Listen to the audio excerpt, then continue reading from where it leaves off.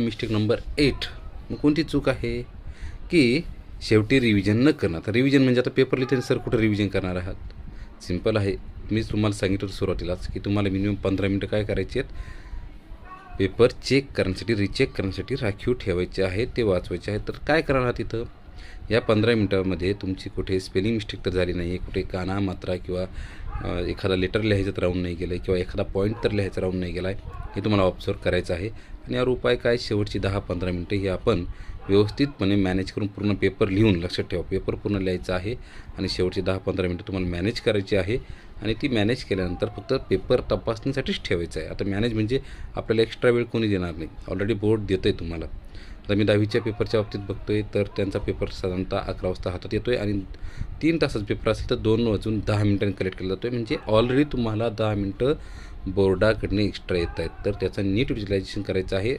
आपलं काही राहिलं आहे का ते चेक करून घ्यायचं आहे. यानंतर आता तुमची आहे चूक नंबर 9, जी बऱ्याच मुलांमध्ये आढळते, ती म्हणजे परीक्षेची भीती, एक्झाम फिअर. तर आता घाबरल्यामुळे तुम्हाला एक्झाम सोपी होणार आहे का? नाही. घाबरल्यामुळे उलट जास्त चुका होतात. या चुका होऊ नयेत म्हणून आपण काय करायचं आहे की घाबरून न जाता या पेपरला अगदी आत्मविश्वासाने सामोरं जायचं आहे.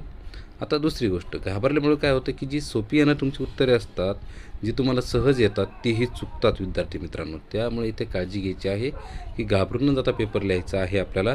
आणि जर असं वाटलंच तर मी तुम्हाला आधीही सांगितलं होतं की काय करा, ज्या ठिकाणी क्वेश्चन आणलं त्या ठिकाणी थांबा, 2 मिनटं तुम्ही काय करा, खोल श्वास घ्या, डोळे बंद करा आणि आपल्या आईवडील, आपले जे तुम्ही ज्या नाही देवाला मानत असाल, भगवंताला मानत असाल, त्याच्या डोळ्यासमोर फोटो आणा किंवा त्यांचं चित्र आणा आणि तो तुमच्याबरोबर आहे. आईवडील तर आहेच, शिक्षकही आहेत आणि तुमचं भगवंतसुद्धा तुमच्याबरोबर असेल तर नक्की तुम्ही काय कराल, तिथं फिअरलेसली काम कराल आणि मग पुन्हा पेपर लिहायला घ्यायचा आहे.